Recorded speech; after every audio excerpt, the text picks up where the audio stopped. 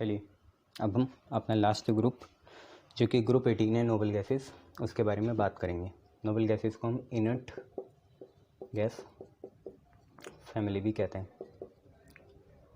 यार इन्हें noble gases क्यों कहते हैं आप लोगों को भी पता है, क्योंकि इनके ऑक्टेट या डुएट कम्प्लीटली फिल्ड होते हैं। बिकॉज नोबल गैसेस क्यों कहते हैं, because they have completely filled outermost orbital. इनका completely filled क्या होता है, आउटरमोस्ट ऑर्बिटल होता है। मतलब इनका हीलियम के केस में सिर्फ डुएट, बाकियों के केस में ऑक्टेट क्या होता है, कंप्लीट होता है। ठीक है, ये आपको याद रखना है। Because they have completely field outermost orbital, इनका डुएट ऑक्टेट कंप्लीट होता है, हेंस दे आर अनरिएक्टिव। पहले तो ऐसे ही माना जाता था, दे आर अनरिएक्टिव। बट दो यहाँ पे बहुत इंपॉर्टेंट प्रोमिनेंट केमिस्ट हुए, एक का नाम था स्कॉट जिन्होंने नोबल गैस की डिस्कवरी करी, फिर एक थे विलियम रैमसे, उन्होंने भी कुछ करा, पॉलिंग थे एक, उन्होंने भी काफ़ी चीज़ें करी। तो उन्होंने ये भी दिखाया कि नोबल गैसेस भी स्पेशल केस में कंपाउंड बनाती है, नहीं तो हम इसे पढ़ नहीं रहे होते। ठीक है, हेंस दे आर अनरिएक्टिव, ये चीज़ है। नोबल गैस के अंदर कौन कौन आते हैं, तो यार हीलियम आता है, नियन आता है, आर्गन आता है, क्रिप्टन आता है, जेनन आता है, रेडॉन आता है। कैसे याद करा था, ही नेवर अराइव्स कर ज़ीरो पे रन आउट, बाहर निकल जाओ। या हेमा नीलम और करीना की ज़ीरोक्स रंगीन, हेमा नीलम और करीना की ज़ीरोक्स रंगीन। या ही नेवर अराइव्स कर ज़ीरो पे रन आउट। हीलियम होता है 2, नियन होता है 8, आर्गन होता है 18, ये होता है 18 18 36, 36 और 18 54, 54 और ये 80 कुछ होगा, पता नहीं 86 होगा। ठीक है 86। ठीक है, अब आपको ये पता है नीचे जाते हुए एटॉमिक रेडियस क्या करता है, बढ़ता है। आयनाइजेशन एनर्जी क्या हो जाएगी, आप खुद देखो, नीचे जाते हुए बढ़ता है तो आयनाइजेशन एनर्जी घट जाएगी। बट वैसे भी they have highest ionization energy, चाहे नीचे जाते हुए घट भी जाए पर तभी भी इनकी हाईएस्ट आयनाइजेशन एनर्जी होती है अमंग ऑल ग्रुप्स, सारे ग्रुप्स, चाहे पी एस कुछ भी उठा लो, तभी भी इनकी हाईएस्ट आयनाइजेशन एनर्जी होगी। क्यों, क्योंकि अपने इलेक्ट्रॉन देना ही क्यों चाहेंगे, ये तो अनरिएक्टिव होते हैं तो देना ही नहीं चाहेंगे अपना इलेक्ट्रॉन, ये बात है। चाहे फिजिकली भी नहीं, केमिकली भी नहीं, यह है। तो चाहे नीचे जाते हुए नॉर्मल ट्रेंड आ रहा है कि आयनाइजेशन एनर्जी घट जा रही, बट तभी भी इनकी सारे एलिमेंट से ज़्यादा होगी इनकी। और हीलियम की तो हाईएस्ट आयनाइजेशन एनर्जी होती है, हीलियम की हाईएस्ट आयनाइजेशन एनर्जी होती है, याद रखना। अब इलेक्ट्रॉन गेन एंथैल्पी की बात करें तो they do not accept electron, ना तो ये इलेक्ट्रॉन एक्सेप्ट करना चाहेंगे। क्यों करेंगे भाई, इनके तो पूरा है ना इलेक्ट्रॉन, तो इलेक्ट्रॉन भी एक्सेप्ट नहीं करना चाहेंगे। ठीक है, तो जनरली पॉजिटिव होती है, जनरली पॉजिटिव। और अगर हम टॉप से बॉटम गए तो आपको भी पता है मेल्टिंग पॉइंट और बॉइलिंग पॉइंट क्या करेगा, इंक्रीज़ करेगा। बट होता है इनका बहुत कम है, क्योंकि मोनो एटॉमिक होती हैं। कैसी होती है noble gases, monoatomic. Diatomic क्यों होगी भाई, हर एक एटम का अपना ऑक्टेट पूरा है, डुएट पूरा है, तो मोनो एटॉमिक होती हैं हमेशा। कैसी होती हैं, मोनो एटॉमिक होती हैं। ये चीज़ें हैं, गुड। तो सारी चीज़ें आप लोग देखना इसकी। इलेक्ट्रॉन गेन एंथैल्पी पॉजिटिव होगी, एक्सेप्ट इलेक्ट्रॉन करते नहीं, आयनाइजेशन एनर्जी भी नीचे जाते हुए क्योंकि घटेगी, बट जनरली बाकियों से हाई रहती है। 2-3 बातें और कर ली जाएँ।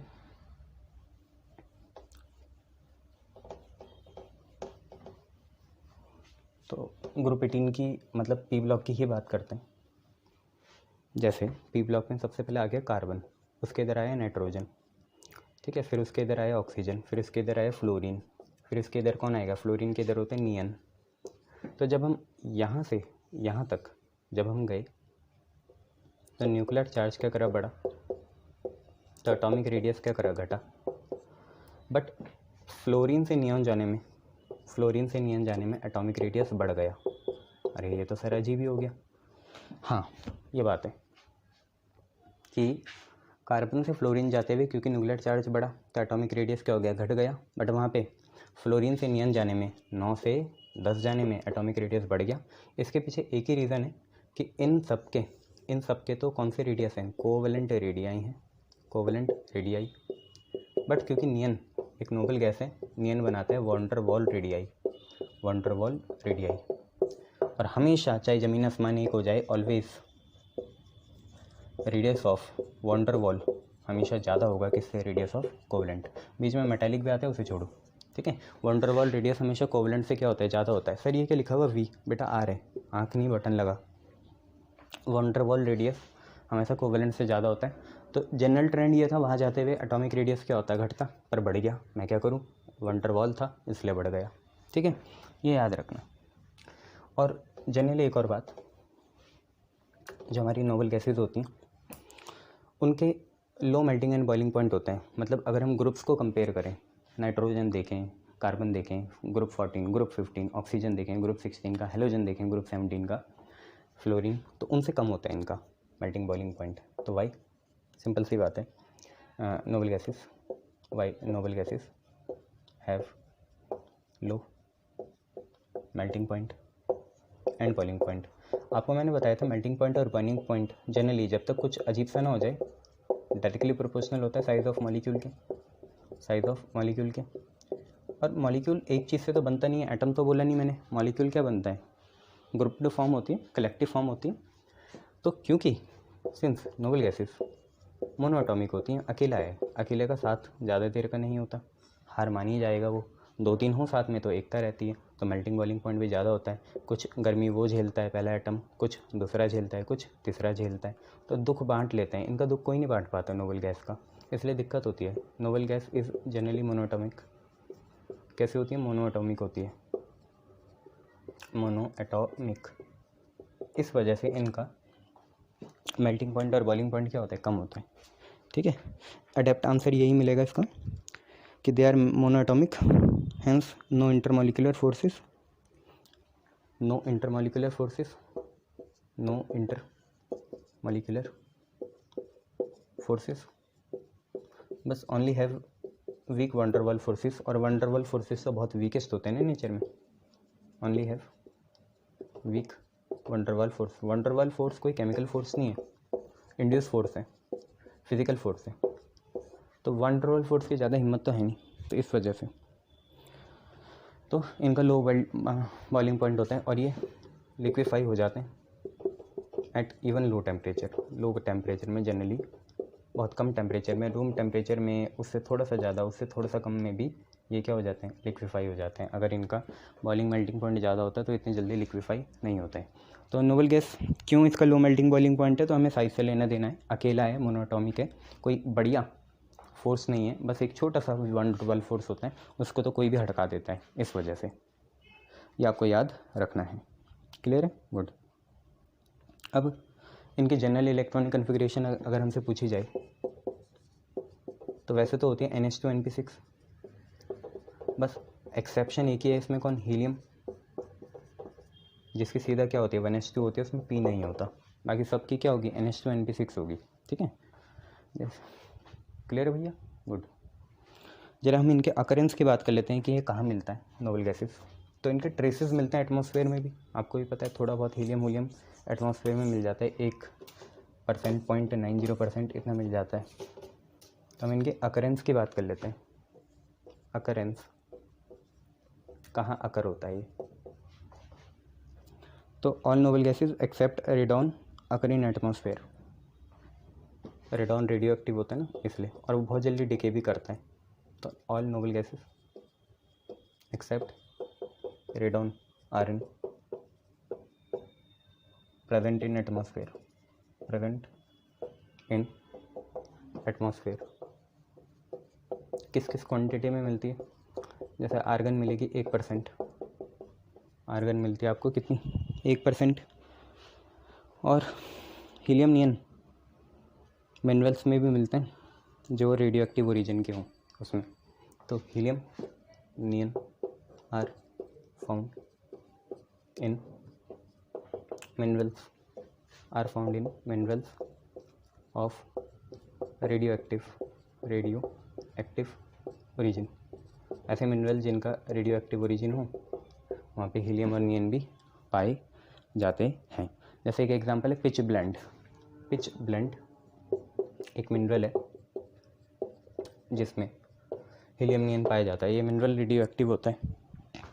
ठीक है, अब एक बहुत पॉपुलर आपकी रिलेशन भी है, जैसे रेडियम है 226 होता है शायद, ऊपर नीचे 86 होता है। तो 86 है, चाहे यहाँ 226 लिखो चाहे यहाँ लिखो, ये डिके करता है। क्या निकालता है ये, अल्फ़ा एमिशन होता है इसका, तो ये रेडॉन बन जाता है। रेडॉन, ठीक है। अल्फ़ा मिशन होगा, अल्फ़ा मिशन में क्या निकलता है, हीलियम निकलता है, और यहाँ पे रेडॉन बनेगा। रेडॉन में शायद 84 होता है ये, और ये होगा 222, ठीक है, तो रेडॉन बन जाता है। तो एक ये रिएक्शन भी आप याद रखना। Clear, good. Physical property, physical property क्या है आपको भी पता है, कलरलेस होता है, मोनोटॉमिक होता है, ओडोलेस होता है, टेस्टलेस होता है, ये सारी चीज़ें आप लिख सकते हो। ग्रुप 18 में इतनी खास बात नहीं है, बस हाँ इससे साइंटिफिक क्वेश्चन आते हैं। तो इसके फिजिकल प्रॉपर्टीज़ क्या हैं कि it is colourless, odourless, smell भी नहीं आती, कलरलेस है, ओडोरलेस है, टेस्टलेस है, मोनोटॉमिक है। और हीलियम जो है ना उसका सबसे कम बॉइलिंग पॉइंट होता है, क्योंकि साइज़ ही छोटा है। बॉइलिंग पॉइंट बॉन्ड पे थोड़ी डिपेंड करता है, प्राइमरली वो साइज़ पे डिपेंड करता है, ठीक है। Sparingly soluble in water, low melting and boiling point, ये सारी चीज़ें इसकी खासियत हैं। लो melting point and boiling point, और स्पेरिंगली मतलब बहुत हल्के से, इतनी मतलब जान वाली बात नहीं है, अच्छे से नहीं करेगा। तो स्पेरिंगली सॉल्युबल इन वाटर।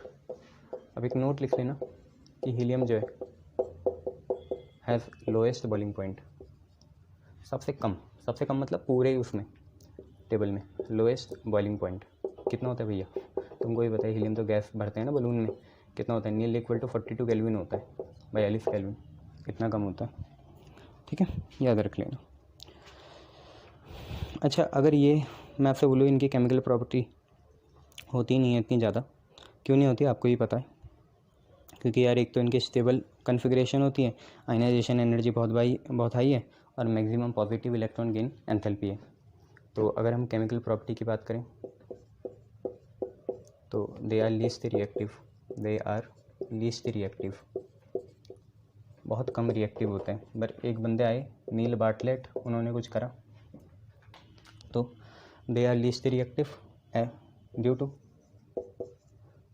क्यों, बिकॉज, ड्यू टू मतलब ये नहीं इस वजह से, ड्यू टू मतलब कि क्यों नहीं हो पाया, ड्यू टू स्टेबल कन्फिगरेशन, जो ऑक्टेट कंप्लीट है, कौन सा, NH2 NP6, जनरली यही बोलेंगे।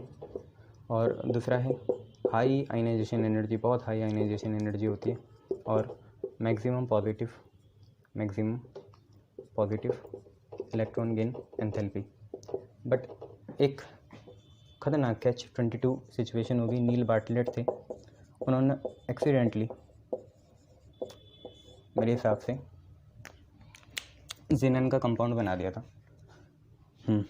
एक्सीडेंटली नील बार्टलेट ने क्या बनाया था, एक आयनिक कंपाउंड बनाया था जो कि था XZPTF6 माइनस, XZPTF6 माइनस, ये प्लस होगा, ये बना दिया था उन्होंने।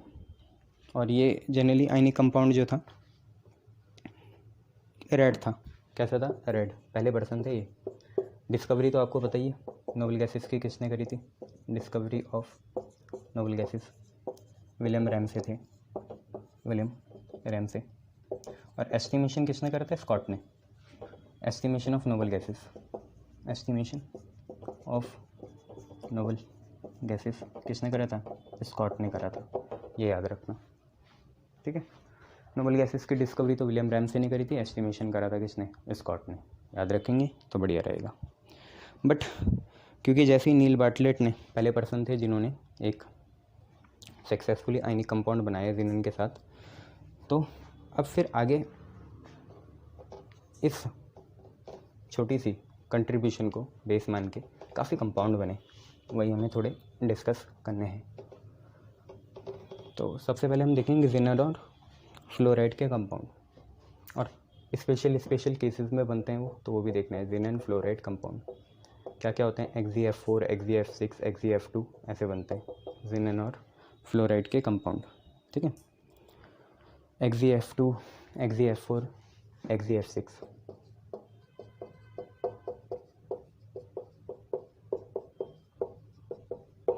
देखो कैसे कि जैसे पर्टिकुलर है, आपको याद रखना पड़ेगा, जिनन गैसेस फॉर्म में, और F2 ले लें, ठीक है, जिनन और F2 ले लें, F2 भी गैसेस फॉर्म में,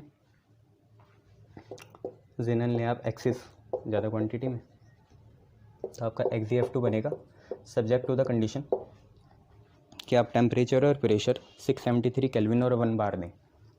टेम्परेचर और प्रेशर कितना दें? 673 केल्विन और 1 बार। ठीक है। दूसरा देखिए, जिनन F2 एक पर्टिकुलर टेम्परेचर प्रेशर में XeF4 देगा आपको। कब देगा? जब जिनन 1 वॉल्यूम हो, फ्लोरीन 5 वॉल्यूम हो, ये आपको देगा XeF4। इसके लिए बैलेंस करना पड़ेगा, या 2F2 लगाना पड़ेगा। ठीक है, गुड। और ये होता है 873 केल्विन और 1 बार में, 873 केल्विन और 1 बार में। फिर आपको पता है तीसरा, जानते ही आप, जिनन प्लस F2 आपको XeF6 देगा, तो यहाँ 3 लेना पड़ेगा। तो कितनी वॉल्यूम? 1:20 वॉल्यूम में, 1 वॉल्यूम रेशो 20 वॉल्यूम में देता है ये आपको। ठीक है। और यहाँ पे प्रेशर कितना लेना है? 573 केल्विन टेम्परेचर होगा और 60 से 70 बार प्रेशर होगा। तो 573 केल्विन, अगर आप ये टेम्परेचर नहीं लिखोगे यहाँ पे, पहली बार बोल रहा हूँ मैं कि यहाँ पे नहीं लिखोगे तो आपको पता ही नहीं चलेगा। तो यहाँ पे तो बहुत इंपॉर्टेंट हो जाता है ये लिखना। और XeF6 एक और तरीके से बन सकता है, जब हम XeF4 और O2F2 की रिएक्शन करवा दें तब भी बनता है ये 143 केल्विन में। तो यही लिख लेते हैं ऊपर 4th डाल के कि XeF6 can also be prepared by reaction of XeF4 with O2F2 at 143 kelvin. ठीक है, कराते हैं। XeF4 प्लस O2F2, आपको ये पता है क्या होगा? ये 2 फ्लोरीन उधर भाग जाएंगे, XeF6 बनेगा और यहाँ पे बन जाएगा O2। कब होगा? 143 केल्विन में होगा, याद रखिएगा। ठीक है, गुड। अब नोट है कि XeF2, XeF4 और FgX6 जो हैं, XeF6 ये कलरलेस क्रिस्टलाइन सॉलिड होता है, ये आप याद रखिएगा। रिएक्शन तो है ही आपके लिए इम्पॉर्टेंट, टेम्परेचर प्रेशर बहुत ही इंपॉर्टेंट है यहाँ, बट अभी मैं नोट की बात कर रहा हूँ कि XeF2, XeF4 and XeF6 are colourless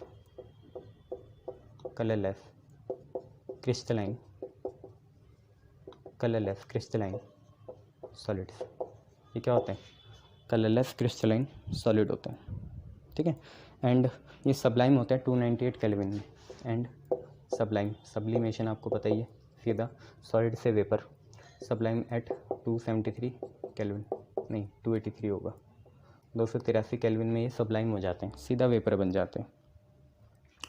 नहीं यार, 283 भी नहीं, 0 डिग्री में नहीं, रूम टेम्परेचर में 298 केल्विन में। और ये बहुत पावरफुल फ्लोरीनेटिंग एजेंट होते हैं और बहुत जल्दी से हाइड्रोलाइज हो जाते हैं अगर ज़रा सा भी पानी मिल जाए तो। पावरफुल, बहुत जल्दी फ्लोरीनेशन करते हैं, तो पावरफुल फ्लोरीनेटिंग एजेंट है।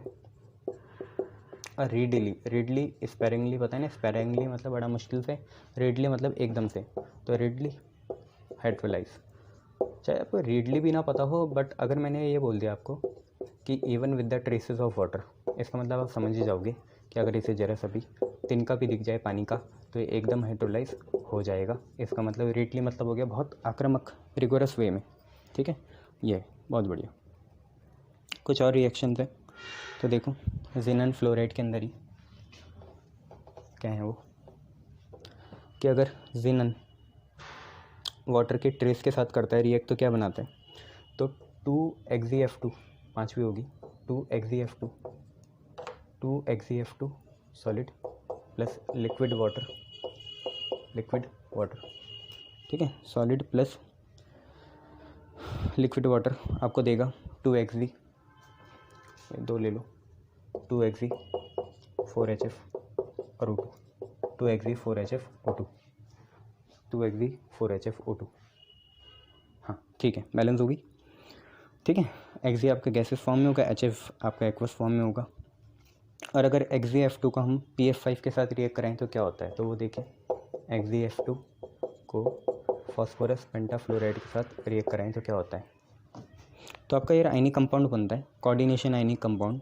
कैसे, ये F इधर भागेगा तो देखो F की कमी हो गई, XgF, और यहाँ पे बढ़ गया PF6 हो गया। अब देखो फ्लोरीन अपने साथ नेगेटिव लेके आएगा, PF5 न्यूट्रल है अभी, फ्लोरीन नेगेटिव लेके आएगा तो ये नेगेटिव हो जाएगा और ये पॉजिटिव हो जाएगा। तो ऐसा आप ये लोग याद रखना। ऐसे ही कौन करता है, XgF4 और एंटीमनी हेक्साफ्लोराइड के साथ होता है, XgF4 plus antimony hexafluoride, sorry pentafluoride के साथ होगा। तो फिर वही होगा, आपको पता है ये इधर भागेगा, ठीक है। तो अब क्या होगा, एंटीमनी SbF5 है भैया ये, है ना। तो SbF5 अब बन जाएगा SbF6 और ये हो जाएगा XgF3, क्योंकि फ्लोरीन वहाँ गया तो वहाँ इफेक्टिवली एक नेगेटिव चार्ज बढ़ गया और यहाँ पे एक पॉजिटिव चार्ज आ गया। अब कोई भी मेटल हो, जैसे सोडियम, पोटेशियम, रुबिडियम, सीजियम हो, कोई भी मेटल हो, M मेटल होगा, सोडियम, पोटेशियम, रुबिडियम, सीजियम, क्योंकि एक बार नोबल गैस के कंपाउंड बन गए फिर वो कंपाउंड तो रिएक्ट कर ही लेगा सीजियम में। तो जैसे XgF6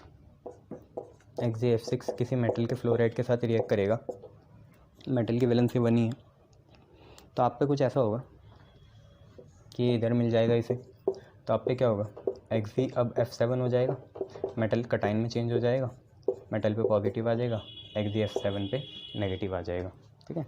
XgF7 पे क्या आ जाएगा, नेगेटिव आ जाएगा, ठीक है, गुड। अब इसमें एक क्वेश्चन आ सकता है कि यार क्यों रेडॉन की केमिस्ट्री बहुत डिफ़िकल्ट है, chemistry of radon is very difficult, तो वो हमें देखना है। Why chemistry of radon is difficult, कि रेडॉन की केमिस्ट्री करना डिफ़िकल्ट क्यों है। तो आपको ही पता है यार, वो रेडियो एक्टिव है, उसकी हाफ़ लाइफ इतनी कम है कि अगर हम उसे ऑब्जर्व भी करना चाहिए उससे पहले वो डिकेड कंपोज हो जाता है, तो इसलिए हम उसे उसकी स्टडी कर ही नहीं पाते। तो वाई केमिस्ट्री मतलब उसकी स्टडी करना है यहाँ पे, है ना, मतलब सब स्टडी करना, कंपाउंड बनाना क्यों डिफ़िकल्ट है। Chemistry of radon is difficult, radon की केमिस्ट्री करना डिफ़िकल्ट क्यों है, यहाँ पे क्वेश्चन आता है, एक जायज़ क्वेश्चन है, क्यों है डिफ़िकल्ट। तो ऑब्वियसली ऐसे क्योंकि वो रेडियो एक्टिव है, ठीक है। सिंस रेडॉन जो है रेडियो एक्टिव है तो उसके जो कंपाउंड्स होंगे उसके हाफ़ लाइफ इतनी ज़्यादा नहीं होगी, तो दिक्कत आती है उसे आइसोलेट करने में, मतलब अलग थलग करने में। अलग थलग करोगे तभी स्टडी कर पाओगे ना भैया, इसलिए therefore compounds of radon has not been isolated successfully। इसके जो कंपाउंड है उसे हम सक्सेसफुली आइसोलेटेड नहीं कर पाए, बट हाँ आइडेंटिफाई ज़रूर कर पाए रेडियो एक्टिव ट्रेसर से, ठीक है। हाँ, बट कैन बी आइडेंटिफाई कर पाए, मतलब हैं इस दुनिया में, बट अभी तक ऐसी डिवाइसेस नहीं है जो उसे आइसोलेट अलग कर पाए, है ना। बट हाँ पता है कि ऐसे कंपाउंड होते हैं, उसकी आइडेंटिफिकेशन हो रखी है, बट कैन बी आइडेंटिफाई हो रखा है, पता है हमें कि यह चीज़ है, शेर पता है ना वहाँ है पर भागते तो नहीं इसके पीछे, तो वो चीज़ है, बट कैन बी आइडेंटिफाई। जैसे रेडॉन डाइफ्लोराइड को हमने आइडेंटिफाई कर लिया बट अभी आइसोलेटेड नहीं करा यूजिंग, आपको पता है रेडियो एक्टिव ट्रेसिंग से हमने इसे आइडेंटिफाई कर लिया है बट आइसोलेटेड नहीं कर पाए। आइसोलेट इसलिए नहीं कर पाए, रेडियो एक्टिव होता है यार, ऐसा नहीं है कि आप जल फूक जाओगे, ये नहीं है, बट हाँ उसकी ट्रेसिंग करना बड़ा मुश्किल है, देख नहीं पाते उसे ठीक से। चलो अब जिनन फ्लोराइड के कंपाउंड हमने देख लिए, जिनन के ही बन पाए हैं अभी अच्छे से। अब जिनन और ऑक्सीजन के कंपाउंड देखते हैं। नहीं सर क्रिप्टन भी है, कोर्स में नहीं है, क्या करें यार। देखो अब हमें देखना है जिनन और ऑक्साइड के कंपाउंड, जिनन ऑक्सीजन कंपाउंड्स, इनके बारे में हमें बात करनी है, ठीक है भैया। बहुत तरह के होते हैं, तो देखो क्या क्या होते हैं। हम पे तो XeO3 है, XeOF4 है, XeOF2 है। तो जैसे पहली रिएक्शन देखो, 6XeF4 लें, जिनन फ्लोराइड लें क्योंकि फ्लोराइड ही बेस बनाएगा, और इसमें 12H2O मिलाएं, 12H2O तो आपको मिलता है XeO3, बैलेंस करना पड़ेगा। साथ में 24 HF4 Xe और 3O2 निकलता है। तो 24 Xe 4 HF और O2 भी निकलता है। O2 कितना निकलता है? 3, ठीक है, 3O2, बैलेंस देखो है। तो कुछ रिएक्शन आपको याद रखनी पड़ेगी यार। 6 Xenon 6 है, अरे नहीं है 6 नहीं, 6 नहीं है, तो उल्टा होगा फिर। ये कितना होगा फिर? ये 4 होगा और ये होगा 24। देखें 12 बजे 24, ऑक्सीजन कितने हैं? 12 हैं, तो 6 तो यहाँ हो गए और 4 यहाँ लगा देते हैं। अब बैलेंस हो गया? नहीं, अभी भी नहीं हुआ, तो यहाँ 2 लगा लेते हैं। अब देखो बैलेंस है। यहाँ पे 6 जीनन है, 4 तो यहाँ हो गए, 2 यहाँ हो गए। ऑक्सीजन कितने हैं? 12 हैं, 12 यहाँ, ओहो 12 तो यहाँ पहले से है ना, देखते हैं 6 ही हो गए। XeO3 है, हाइड्रोजन कितने हैं? 24 हैं, 24 तो ये तो जायज़ है। फिर फ्लोरीन कितने हैं? 24, तो ये भी 24 सही है। अब 6 जीनन है, 12 ऑक्सीजन है, जायज़ है। 6 जीनन है, 12 ऑक्सीजन है, और तो यहाँ अगर मैं यहाँ कुछ करना पड़ेगा, 4 तो नहीं होगा, 3 लगा दूँ तब भी नहीं होगा, 2 लगा दूँ और यहाँ फिर 3 लगाना पड़ेगा, फिर यहाँ 4 लगाना पड़ेगा। अब देखो बैलेंस है, 4 जीनन 2 जीनन, कुल मिला के 6 जीनन, 24 फ्लोराइड, 24 फ्लोराइड है, 24 हाइड्रोजन है और ऑक्सीजन 12 है। हाँ अब बैलेंस है, ठीक है, ये याद रख लेना। एक और है, ये थोड़ी इंपॉर्टेंट है, मैं बताऊंगा क्यों। XeF6 है, ठीक है, इसमें रिएक्ट कराने 3H2O को, तो हमें मिलेगा 6HF, नहीं यहाँ पे XeO3 मिलेगा, 6HF तो मिलेगा, बट XeO3 भी मिलेगा, XeO3 प्लस 6HF, एक तो ये रिएक्शन है। अब इसमें इंपॉर्टेंट बताऊँ क्या, देखो फ्लोरीन का यहाँ पे कितना है? -6 होगा, तो ये +6 है, और यहाँ पे कितना है? -6, तो ये भी +6। तो याद रखना, बहुत से क्वेश्चन बहुत बार दिया रहता है कि ये रिडॉक्स रिएक्शन है, तो वो स्टेटमेंट ही गलत होता है, ये रिडॉक्स रिएक्शन नहीं है, ठीक है, this is not a redox reaction, क्योंकि देखो जीनन यहाँ पे भी 6 है और वहाँ पे भी कितने हैं? 6 है। तो एक तो चीज़ ये याद रखना है यहाँ पे। तीसरी चीज़ देखो क्या है, अगर हम, ये तो था ऊपर सारी चीज़ें कंप्लीट हाइड्रोलिसिस में, ये ऊपर वाली दोनों रिएक्शन जो हैं, ये वाली भी और ये वाली भी, ये दोनों हैं कंप्लीट हाइड्रोलिसिस में, जब हम पूरी तरीके से हाइड्रोलिसिस करें। अब हम पार्शियल हाइड्रोलिसिस करेंगे, पार्शियल हाइड्रोलिसिस मतलब पूरी तरीके से हाइड्रोलिसिस नहीं करेंगे, वीक एसिड लेंगे। तो तीसरा है partial hydrolysis, partial hydrolysis. Partial hydrolysis में क्या होगा, तो वो देखते हैं।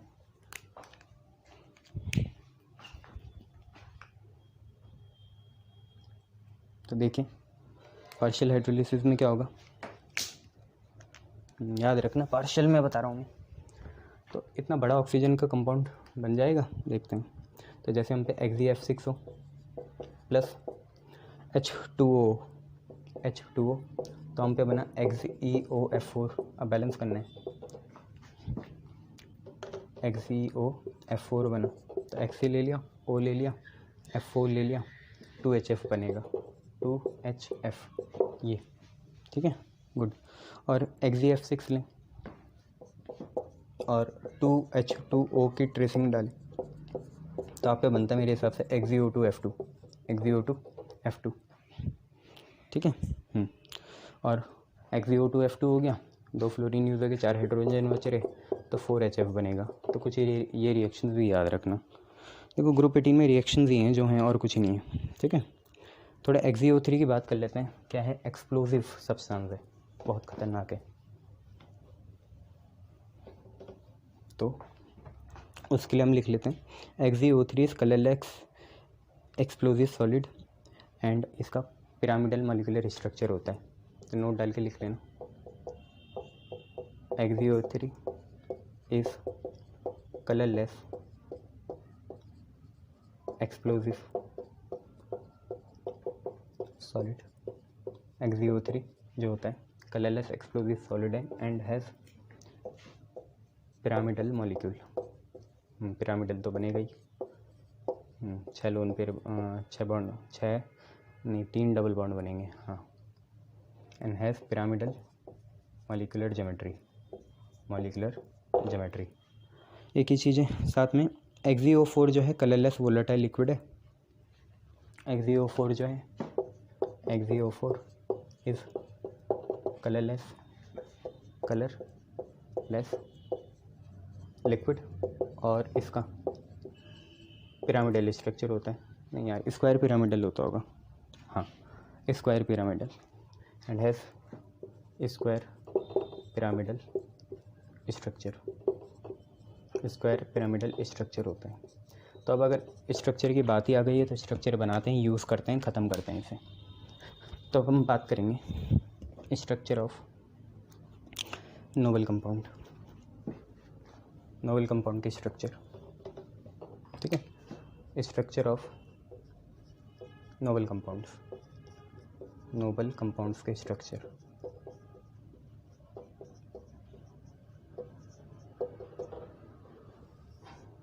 जिसमें पहला है, जैसे पहले हम बनाए XeF2, है भी वो कोर्स में, हाँ XeF2 है कोर्स में, XeF2। तो आप खुद ही देखो, पहले ये देखो Z कितना होगा, Z is equal to half, ठीक है। सेंट्रल एटम है जिन पे होते हैं कितने इलेक्ट्रॉन, 8 इलेक्ट्रॉन वैलेंस में। फ्लोरीन मोनोवैलेंट है तो लेना ही पड़ेगा, 8 और 2 10, 10/2 कितना 5, तो हाइब्रिडाइजेशन होगी sp3d। तो ज्योमेट्री तो आपको पता ही है, sp3d में क्या आती है, ट्राइगोनल बाइपिरामिडल आती है, बट ये ऐसा होगा नहीं। जेनन में तो ऐसा होगा भैया, जेनन में 8 है ना, तो 2 तो फ्लोरीन ले गई ऐसे, 1 2 3 4 5 6, 1 2 3 4 1 2 3 4 5 6 7 8। इनको छुपाओ, हमें शेप से मतलब है बस, कैसी है, लीनियर। तो शेप कैसी आ गई, सीधी लीनियर शेप आ गई। हमें ज्योमेट्री से मतलब नहीं है, असली चीज़ तो वेस्पर थ्योरी है, क्या है, लीनियर है, ठीक है। किसकी है, XeF2 की है, ठीक है। ऐसी XeF4 बनाते हैं और देखते हैं क्या है XeF4।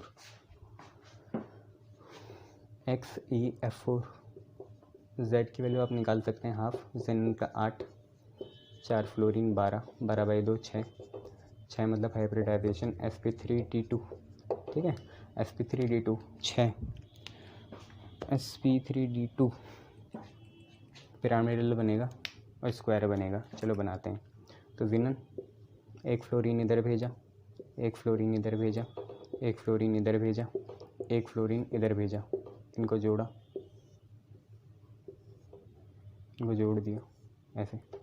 और अब मेन बात क्या है, मेन बात यह है कि 4 यूज़ हो गए इलेक्ट्रॉन, क्योंकि एक बॉन्ड उससे बनता है ना ये, तो ये बॉन्ड नहीं है तो इनको तो डॉटेड बनाना है आप। ये बस मैं स्पेशल अरेंजमेंट दिखा रहा हूँ, तो ऐसे है ये। और अब सेम मेन बात ये है, बीच में जिनन है, जिनन के 4 इलेक्ट्रॉन यूज़ हो चुके हैं, 4 तो फ्लोरीन ने भी दिए ना, 4 बचे हुए हैं, ठीक है। तो एक लोन पेयर ऊपर, एक लोन पेयर नीचे। अब ज़रा समझ रहे हैं लोन पेयर आते कैसे हैं, मतलब मान लो ये वाइट बोर्ड है, वाइट बोर्ड में बीच में जिनन है, 4 कोने फ्लोरीन है, तो एक लोन पेयर बाहर होगा, एक लोन पेयर अंदर होगा, एक तंबू यहाँ से बनेगा टेंट, और एक पीछे से बनेगा। तो ऑब्वियसली ये स्क्वायर पिरामिडल है, स्क्वायर पिरामिडल इसकी शेप है। और कुछ क्या कहूँ, XeF4 है ना, तो कैसी शेप है, स्क्वायर पिरामिडल है, ठीक है भैया, याद रख लीजिएगा। चलिए नेक्स्ट देखते हैं। नेक्स्ट स्टेप में XeF4, XeF6 होगा।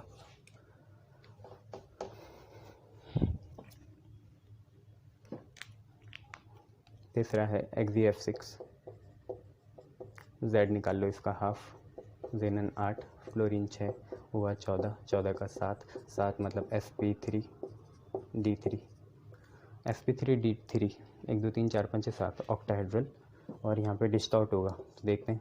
जिनन, एक फ्लोरीन, जैसे SF6 का होता है ना, उसकी भी ऑक्टाहेड्रल लिखी थी, बट ये डिस्टॉर्ट होगी। डिस्टॉर्ट क्यों, क्योंकि लोन पेयर भी है, अगर लोन पेयर नहीं होता तो ये ठीक रहती। अच्छा 6 ये हो गया। अब एक लोन पेयर बनाना है कहीं, 6 तो यही हो गए, लोन पेयर यहाँ बना लो। तो ये मकड़ी भी नहीं है, क्योंकि मकड़ी के लिए ये होना चाहिए, केकड़ा मैन भी नहीं है, ऐसा भी नहीं है, ठीक है। ये तो ऑक्टाहेड्रल तो है बट यहाँ से थोड़ा डिस्टॉर्ट होगा, क्योंकि ये ऐसे दिख रहा बट लोन पेयर रिपल्शन होगा तो ये थोड़ा इधर को भाग रखा होगा। ठीक है, कौन सा फ्लोरीन, ये वाला, और ये वाला भी इधर को भाग रखा होगा। यहाँ पे एक ही तरह का रिपल्शन पॉसिबल है जो मैग्नीट्यूड में अच्छा है, कौन सा, बॉन्ड पेयर, लोन पेयर, क्योंकि लोन पेयर के बीच में इतना नहीं होता। तो बनना इसे यहाँ चाहिए था, बन यहाँ गया, बनना इसे यहाँ चाहिए था, बन यहाँ गया। तो एक तरह का ये क्या बन गया, ये है डिस्टॉर्टेड ऑक्टाहेड्रल, डिस्टॉर्टेड ऑक्टाहेड्रल। ठीक है भैया, डिस्टॉर्टेड ऑक्टाहेड्रल। नेक्स्ट इसमें क्या है, एक्जी F6 के बाद एक्जियो F4। ठीक है, तो इसका देखना पड़ेगा क्या होगा।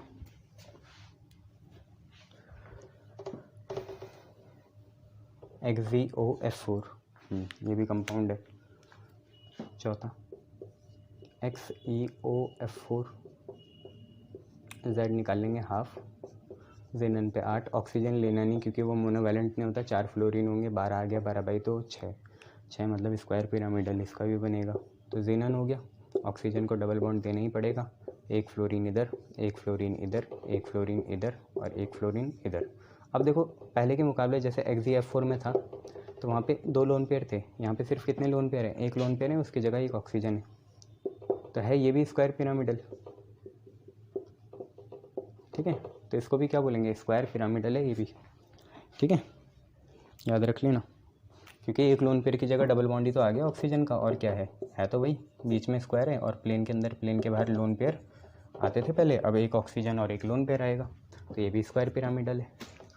5वां देखिए, मेरे हिसाब से अब एक्जियो F6 होगा या एक्जियो O3 हो सकता है। एक्जियो O3 है, O3 है, तो इसमें तो कुछ नहीं है, सीधा आपको पता ही है, Z लिखना, हाफ लिखना, जेनन के 8, ऑक्सीजन मोनोवैलेंट होता ही नहीं, बस इतना ही है, 4 मतलब sp3 के लिए आना चाहिए क्या, ज्योमेट्री आती है टेट्राहेड्रल, बट क्योंकि यहाँ ऐसा कुछ बनेगा, XC, एक ऑक्सीजन यहाँ, एक ऑक्सीजन यहाँ, एक ऑक्सीजन यहाँ, 6 ही हो गए। लोन पेयर छुपाओ, कैसी शेप है, पिरामिडल, कैसी शेप है, पिरामिडल, तो इसकी पिरामिडल शेप होगी। हाँ, ज्योमेट्री टेट्राहेड्रल हो सकती है बट शेप कैसी है, पिरामिडल है, याद रखिएगा। गुड, चलिए अब यूजेस देखते हैं नोबल गैसेस के और ख़त्म करते हैं पी ब्लॉक को। चलिए यूजेस देखते हैं, और आपको तो पता ही है, देखो यूजेस में जैसे हीलियम है, तो हीलियम तो हमने हेनरी लॉ में भी देखा था, डिल्यूएंट के जैसे यूज़ होती है, वो जो डीप डाइविंग एपरेटस होते हैं उसके लिए यूज़ करते हैं, है ना, क्योंकि इसकी सॉल्युबिलिटी कम होती है ना ब्लड में, इसलिए तो हीलियम का यूज़ करते हैं। तो पहले यूजेस है, यूजेस क्या है नोबल गैसेस के, कि है हीलियम इज़ यूजेस या is used in deep sea diving apparatus, deep sea diving apparatus, और वहाँ हमने अच्छे से डिटेल में डिस्कस करा है, वो देख लेना एक बार। यहाँ पे तो बस इतना लिख लेंगे, due to its low solubility in blood, एक डीकम्प्रेशन होता है ना जो आप पे बेंट आता है, उससे बचाता है ये, तो due to its low solubility in blood में लो सॉल्युबिलिटी होती है, उसके लिए ये करते हैं। हीलियम को हम फिलिंग बलून के लिए भी यूज़ करते हैं, helium is used in filling balloon, weather balloon, use in weather balloon, और जो नॉर्मल बलून होते हैं उसमें भी। ठीक है, और कहाँ करते हैं यार हीलियम को यूज़, तो क्रायोजेनिक एजेंट के जैसे यूज़ करते हैं। ठीक है,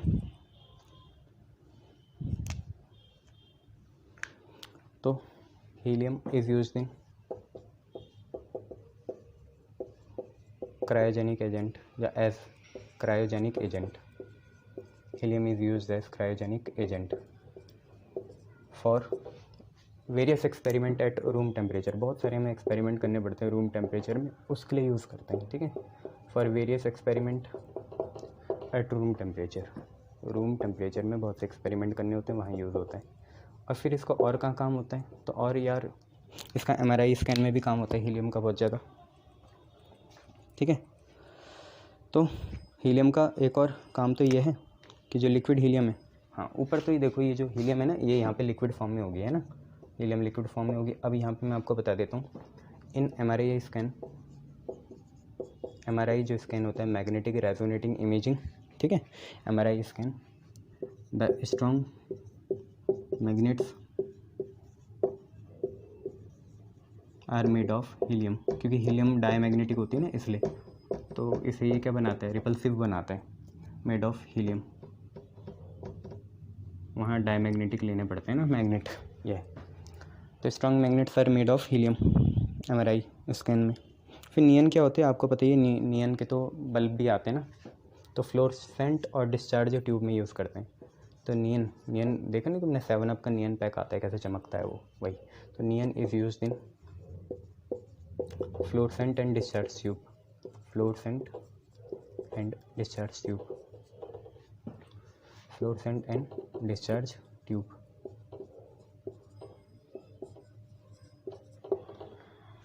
देखो यूज इन वेदर बलून कौन से, फोरकास्टिंग वाले, फोरकास्ट मतलब जो मौसम का वो बताते हैं, उसमें यूज़ होते हैं हीलियम। मेरे को याद आ रहा है तो मैं आपको बताते रह रहा हूँ ऐसे ना।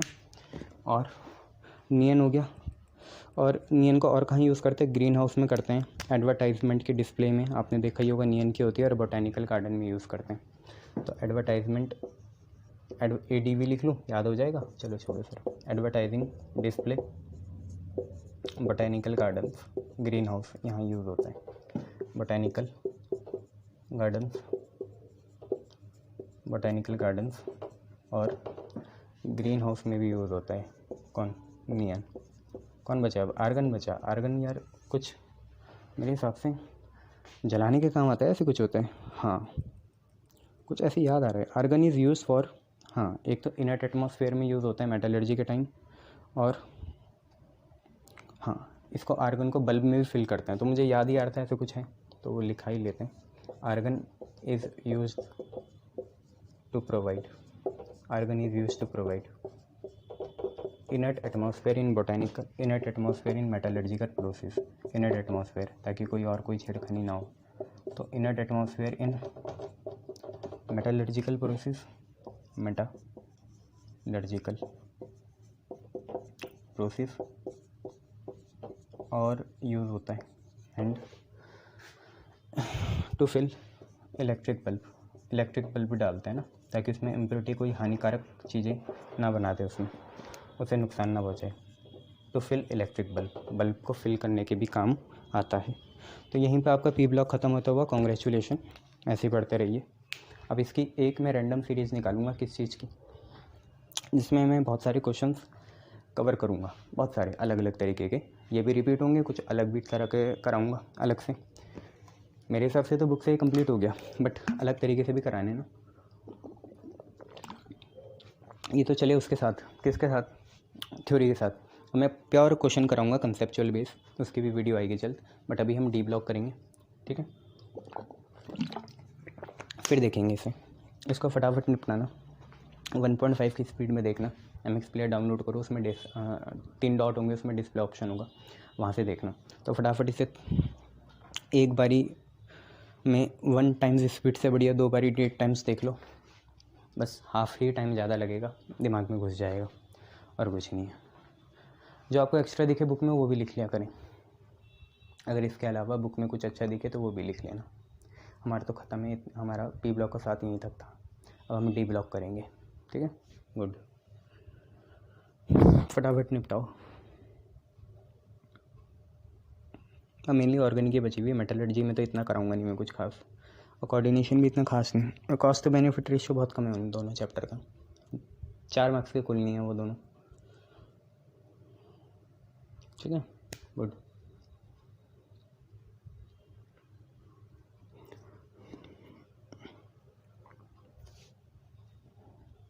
चलिए, थैंक यू।